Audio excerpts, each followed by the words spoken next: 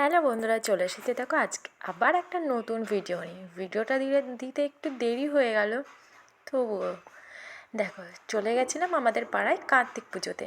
কাদের কাদের বাড়িতে কার্তিক ফেলেছে, তো সেই বাড়ি থেকে আমরা প্রসাদ খেতে গিয়েছিলাম।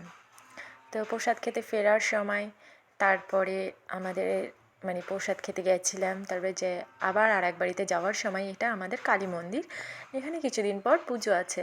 তো তোমাদের সবাইকে আগের থেকে আমি নিমন্ত্রণ করে রাখলাম, তোমরা অবশ্যই কিন্তু পুজো দেখতে এসো। তো দেখো মাকে কত সুন্দর লাগছে না।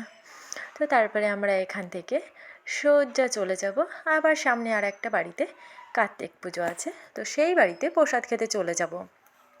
আমাদের পাড়ায় এবার না হলেও 10টা বাড়িতে কার্তিক ফেলেছিল, আর কিছু বাড়ি ছিল আগের বার, তো সেগুলো তো দেখো এটা হচ্ছে একটা কাকা।